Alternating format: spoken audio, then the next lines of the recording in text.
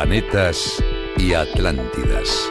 Cultura, literatura y curiosidades para mentes inquietas.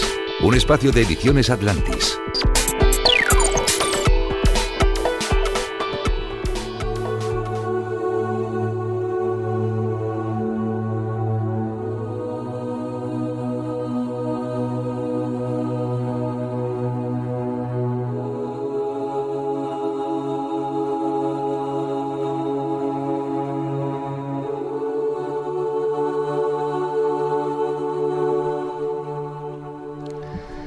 Si percibo en otra persona principalmente la superficie, percibo principalmente las diferencias, eso que nos separa. Si me introduzco en su interior, percibo su identidad, nuestra relación de hermandad.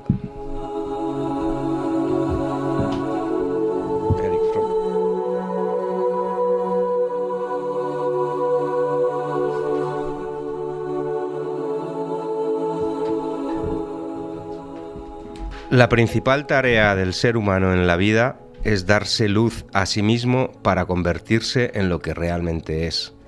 El producto más importante de su esfuerzo es su propia personalidad.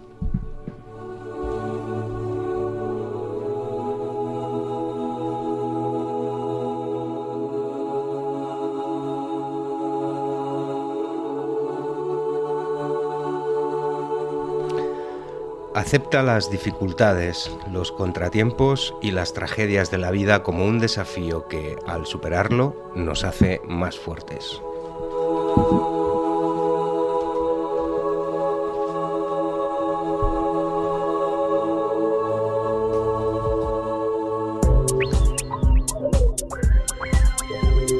Tema Lunáticos.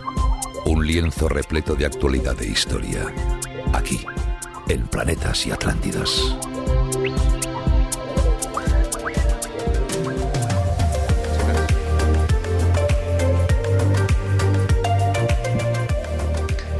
Bien, ya entramos en Tema Lunáticos junto a José Matías, especialista en el tema de la Atlántida, para hablarles, en este caso, de universos paralelos y de agujeros negros como entrada a los universos paralelos. ¿Qué es el multiverso? ¿Qué es el universo multidimensional? Un tema muy profundo, como ocurre en cada ocasión en la que nos acompaña José Matías.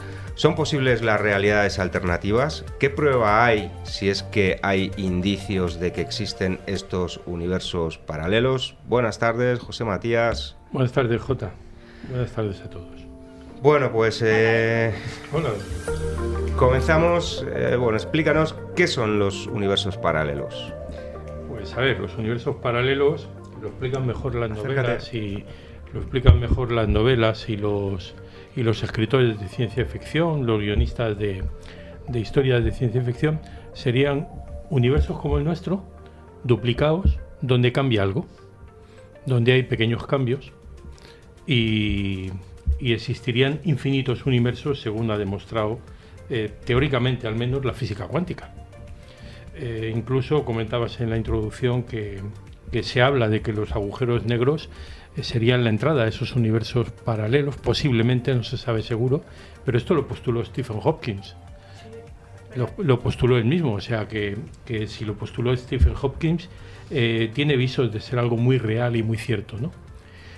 También postuló que en el centro de la galaxia de la Vía Láctea, había un agujero negro que era un portal que podría conectarnos con la galaxia de Andrómeda, que es nuestra galaxia más cercana, de tal manera que posiblemente, y esto es solo una hipótesis muy atrevida, los agujeros negros en realidad nos conecten con algún tipo de corredores intergalácticos. Intergalácticos por una parte o interuniversales, por así decir, por otra. No se sabe muy bien, porque ahí tendríamos que hablar sobre los distintos tipos de universos que pueden existir, sobre qué es el multiverso y qué sería un universo multidimensional. ¿Qué sería, por favor? Un universo multidimensional. Sí. Pues un universo multidimensional es un universo en realidad como el nuestro. La física ha demostrado recientemente que aparte de las 4 dimensiones conocidas, hay otras dimensiones. Lo que pasa es que de momento son dimensiones teóricas, porque según los físicos no las podemos alcanzar, porque nuestros cuerpos físicos están sujetos a las 4 primeras dimensiones, que serían alto, ancho, largo y por supuesto la cuarta, que es el tiempo, tal y como postuló Albert Einstein en su teoría de la relatividad. Lo que ocurre es que yo aquí tengo que agregar algo de mi propio puño y letra, y es que parece ser que el hombre no solo tiene cuerpo físico, tiene otros cuerpos de energía, y esto está estudiado y demostrado. Quizás, si fuéramos capaces de traspasar nuestra conciencia a esos cuerpos, como hacían los atlantes, no tengo más remedio que decirlo, podríamos visitar esos otros universos. Solo visitar, porque deberíamos siempre volver al nuestro. ¿Y tiene algo que ver esto que estás contando con los viajes astrales? Sí, claro. El viaje interdimensional, por así decir, sería una forma de viaje astral. Y de hecho, hay una película que hace poco ha dado la vuelta al mundo varias veces, que es Interestelar. En Interestelar se especula con visitantes de la quinta dimensión, que son los mismos que han viajado desde las dimensiones conocidas a esa quinta dimensión, y a través de esa quinta dimensión se ponen en contacto con un futuro hipotético de la Tierra, en el que los descendientes de ellos mismos, del mismo astronauta, entran en contacto con él. ¿Esto qué significa? Pues que el tiempo en quinta dimensión discurre de otra manera distinta a cómo discurren las 3 dimensiones que nosotros conocemos, que estarían englobadas dentro de la tercera dimensión. Sí, Interestelar es de las mejores películas que he visto en los últimos años. Y bueno, habla precisamente de estos posibles universos, y yo te pregunto, ¿hay pruebas de contactos con esos universos paralelos? A ver, Jota, sí, pruebas, lo que se dice pruebas irrefutables, no hay. Pero claro, si anda como un gato, tiene piel de gato y maulla como un gato, casi seguro gato. Que... Ya, pero si estás en Venecia igual pues el diablo. ¡Ay, es como verdad! has dicho antes. Bueno, pero solo el 24 de diciembre. Ya, pero y si estamos mirando el gato el 24 de diciembre, entonces... entonces es el diablo. Podría ser, no tiene por qué ser. Esto no deja de ser una leyenda de los venecianos. Pruebas irrefutables no hay, indicios muchos. Desde la antigüedad hasta el siglo XX. En la antigüedad pues hay ciudades, reinos y tierras legendarias que nadie sabe muy bien dónde están. Podríamos hablar del famoso reino del Preste Juan, de Shambhala o de Agartha, que ya hemos hablado en algún otro programa, o del el reino de Akakor. Acuérdate que hablamos de él cuando hablamos de las expediciones de los nazis buscando la Atlántida. Podemos hablar de islas que aparecen y desaparecen, como la famosa isla de San Brandán o San Borondón, como le llaman en Canarias. O podemos hablar de visitantes de países desconocidos, como personajes que decían proceder de sitios que nadie sabe muy bien dónde están ni cuáles son, como Liznia, Laxaria o Tauret. Son historias que cualquier oyente puede encontrar en internet. O podemos hablar de verdaderos contactados con visitantes que se declaran proceder de universos paralelos, como James Redfield, un norteamericano que dijo que le había rescatado un habitante de un universo paralelo donde los Beatles siguen publicando canciones y no se han separado. Pruebas, bueno, no hay. Indicios, muchos. Las ganas. Muchos. Bueno, ¿y qué diferencia hay entonces entre universos paralelos o alternativos, el multiverso y otras dimensiones? Pues las dimensiones estarían englobadas. Un universo multidimensional sería un universo como el nuestro, donde hay distintos planos de existencia. Esto que voy a decir puede ser muy escandaloso, pero hay que planteárselo. ¿Dónde se va la gente cuando fallece? Sabemos que hay visitantes contactos con gente fallecida. No hemos hecho nunca un programa sobre la reencarnación. Deberíamos de tocar el tema en algún programa, porque da mucho juego. Vale, pues lo apuntamos. Lo tenemos que plantear, pero sí que es verdad que hay gente que dice proceder de otros planos, de otras líneas de tiempo. Bueno, con Castillo hicimos algo parecido, pero hablando de un libro. Podemos invitar a Castillo que se venga especial, pero bueno, y, te dejo. y lo vemos. Sí. Él sabe mucho de estas cosas. Entonces hay distintos planos de existencia dentro de un mismo universo. Luego estarían los universos paralelos, que es ese mismo universo duplicado, digamos, en otras frecuencias. El cambio que habría sería que cada universo se mueve en una frecuencia diferente, muy parecida, pero no exactamente igual. Sabemos que todo tiene una vibración en el universo, y al menos así lo dicen los antiguos conocedores de estos temas, y ahí nos podemos remontar a los textos herméticos tan antiguos como la civilización occidental. Y luego tendríamos el multiverso. Claro, el multiverso nos plantea ante una situación espectacular en la que Gracias, Teresa. en la que los seres humanos hay que abrigarse por la noche, ¿eh? No se puede dormir. No, esto es alergia. Ah, que es alergia. Ya hemos empezado con Ahora la primavera, los adelantada. Bueno, el multiverso es un universo, o más bien una creación acorde con las medidas de Dios, con las medidas del Creador. La humanidad, sobre todo la humanidad en Occidente, ha convertido a Dios en un personaje con una bata, una barba y unas pantuflas, como lo pintaba el humorista Andreu en sus viñetas, y hemos, digamos, humanizado la divinidad y la hemos convertido verdaderamente en algo humano, cercano a lo humano, pero la divinidad trasciende lo humano. ¿Y quién puede pensar que si el Creador puede crear muchos universos, va a crear solo uno? ¿Por qué pensar que el Creador pretende limitarse? No ya limitarnos a nosotros, que no, sino limitarse. ¿Por qué nos hace a todos diferentes? Yo creo que al Creador le gusta la diversidad y le gusta jugar a ser muchos personajes. Si todos somos hijos de Dios y todos somos diferentes, pero todos somos iguales, entonces quizás seamos dioses encarnados en humanos, como dicen muchas teorías filosóficas, con las que yo estoy muy de acuerdo, y esas teorías filosóficas nos llevarían a poder experimentar en diversas vidas, si es que creemos en la reencarnación o en la posibilidad de movernos entre diversos planos, experimentar la vida en distintas formas y en distintos planos. ¿Por qué vamos a jugar siempre a las damas si podemos jugar a las damas, al parchís, a la oca y al ajedrez? ¿Que es que no aburre jugar siempre a lo mismo? Pero aparte hay religiones que creen en la reencarnación. Los hindúes, por ejemplo, creen en la reencarnación. La religión cristiana, no voy a hablar de católica porque es muy posterior el concepto católico al concepto cristiano, la religión cristiana inicialmente también creía en la reencarnación, hasta que por motivos diversos, mayormente políticos, se la cargaron en uno de los concilios y dejaron de creer en ella.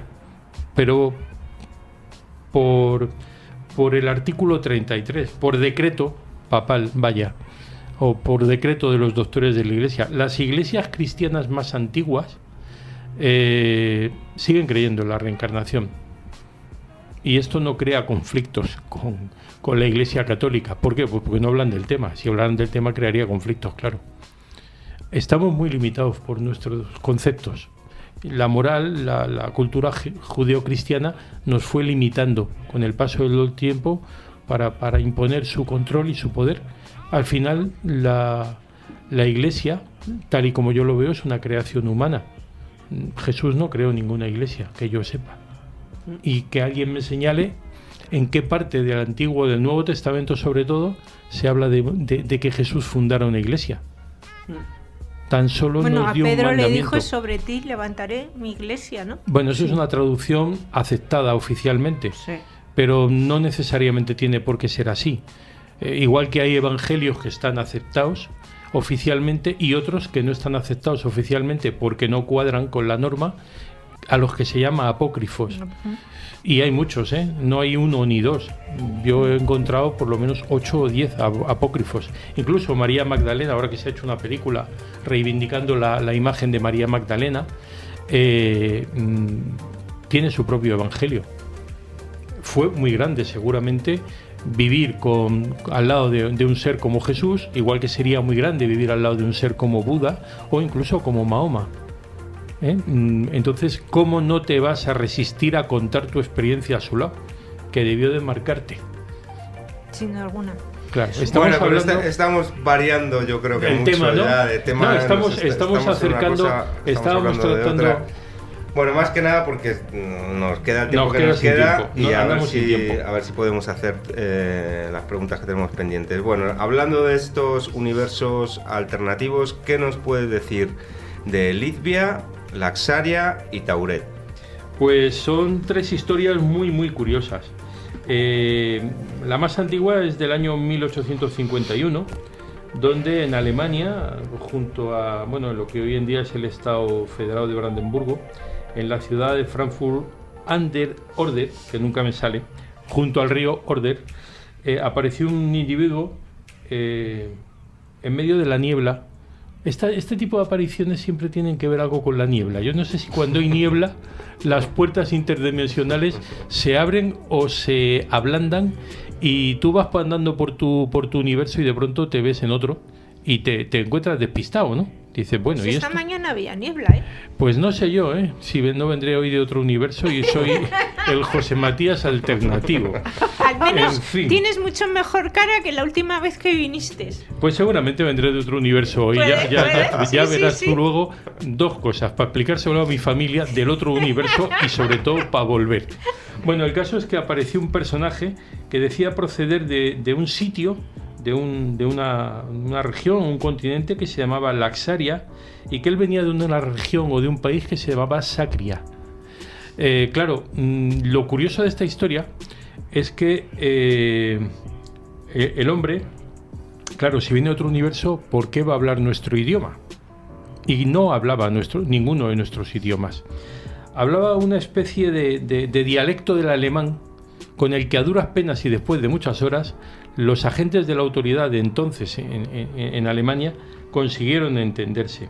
El hombre relataba una historia muy curiosa y contaba que procedía de este sitio, que estaba buscando un hermano suyo que habían perdido rastro y que en su mundo, en su dimensión o en su universo paralelo, no conocían ni Francia ni Turquía. Porque le preguntaron, bueno, pero este sitio del que usted viene está en Francia, está en Turquía, que eran sitios más o menos relacionados con Alemania. Pues no había datos sobre esto, no sabía qué era eso. Decía, o sea, hablar el idioma. Desconocía que hubiera un país que se llamaba Francia y tampoco no sabía que era Turquía, ¿no? Sí, efectivamente no tenía noticias de nada. Decía hablar el laxariano, el abramiano y bueno, esa forma dialectal del alemán con el que a duras penas consiguieron entenderse. El hombre era muy convincente, total, que lo dejaron libre, se marchó y nunca más se supo de él. Lo mismo que pasó con un joven que apareció en París en torno al año 1905, al que pillaron robando una barra de pan, una hogaza de pan, y que decía proceder de Lithbia. Con este les costó más comunicarse. Casi por señales y a duras penas consiguieron entenderse. Pensaron que más que Lithbia, porque no se le entendía muy bien, venía de Lisboa. Localizaron a un intérprete de portugués y pues no hablaba portugués ni venía de Lisboa ni de Portugal. Y pasó lo mismo, ¿no? ¿Qué van a hacer con él? Pues le dejaron ir, porque total, lo que estaba intentando, claro, una hogaza de pan. Hombre, en aquella época una hogaza de pan costaría dinero, aunque yo el otro día compré una que me costó 5 euros, y que me parece dinero, pero para lo que es un pan, pero bueno, no dejan de ser 5 euros. Madre mía, pero ¿qué pan compraste? Pues nada, todavía me dura, no sería pan de oro. No, era pan. Ese vale más. Era pan muy rico, o sea, era un buen pan. O sea, lo valía. Sí, lo valía, sí, reconozco que lo valía. Y luego el caso más curioso y el más cercano en el tiempo, del que tengamos noticia, porque yo tengo la impresión de que esto pasa más a menudo de lo que parece. Sigue. Y que y que bueno, pues las autoridades pues no le dan demasiada divulgación al asunto. El caso más curioso ocurrió en el año 1954 en Tokio, en Japón. En el aeropuerto de Haneda llegó un avión que venía de Europa y aterrizó un personaje que decía proceder de un país que se llama Tauret.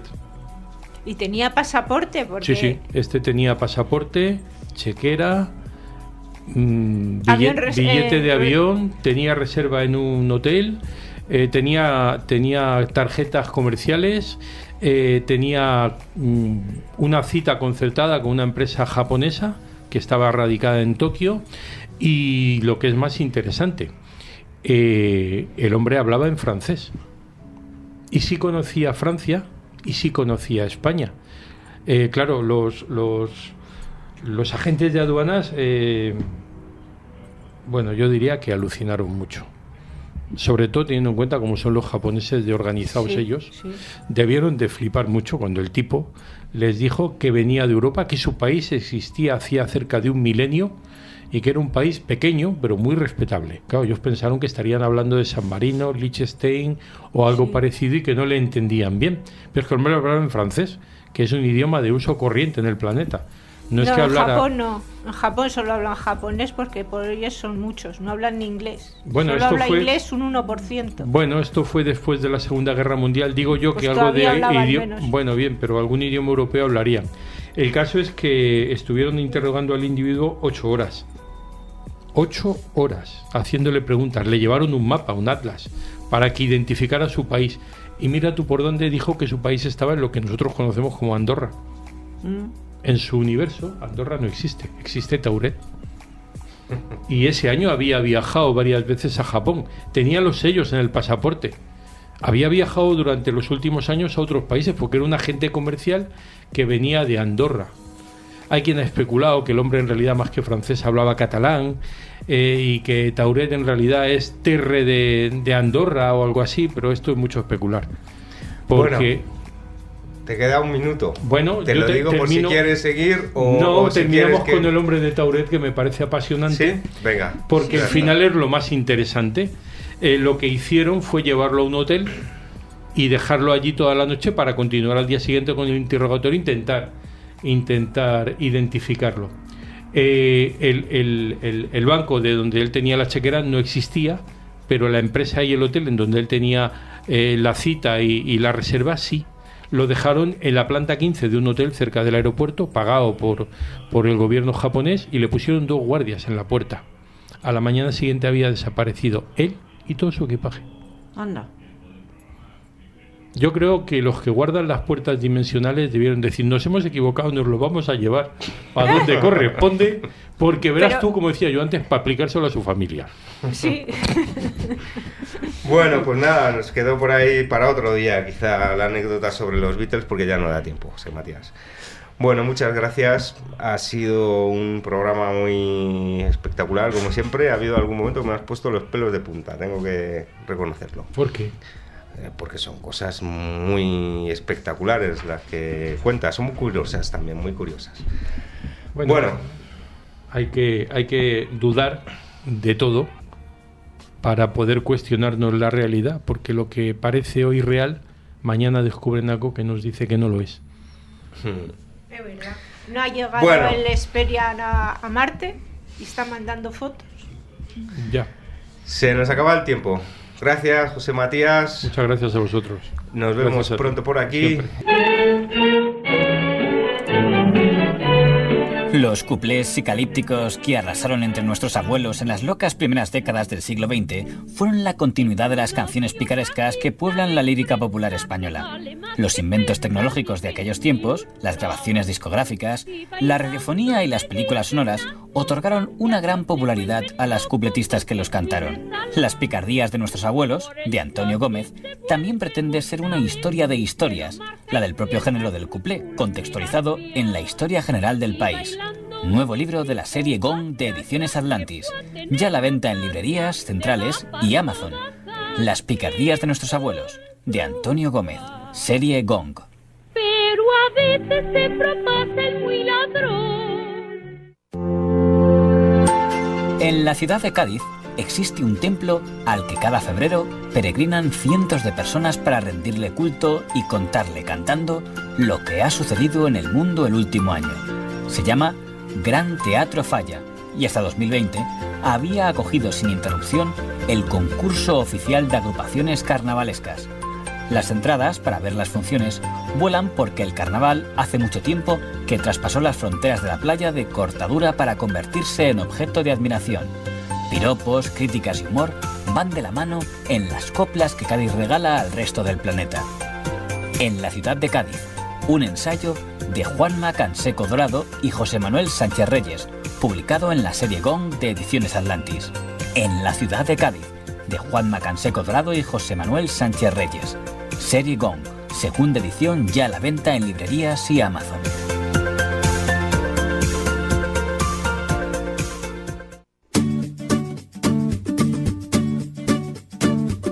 La nueva serie Gong, dentro de Ediciones Atlantis, presenta Sobre la Marcha, volumen 1, de Javier García Pelayo. Pasen y vean nuestra galería de maravillas, monstruos impensables, personajes improbables y mucha gente amable obstaculizando, adornando y, en general, viviendo en la segunda mitad del siglo XX. Vertiginosos cambios de colores, ritmos, formas y maneras de vivir, sentir y pensar en esta sociedad en la que nos desarrollamos. Sobre la Marcha, volumen 1, de Javier García Pelayo. Ya a la venta en Amazon, Casa del Libro y FNAC.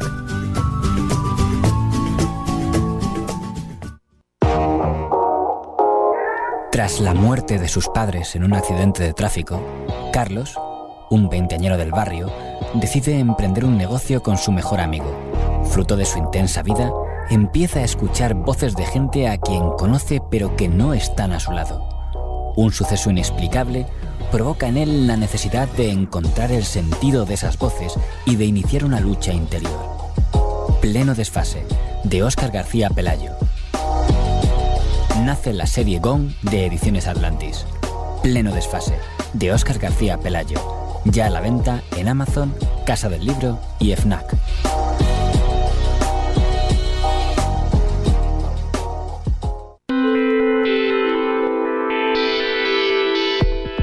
Planetas y Atlántidas. Cultura, literatura y curiosidades para mentes inquietas. Un espacio de Ediciones Atlantis.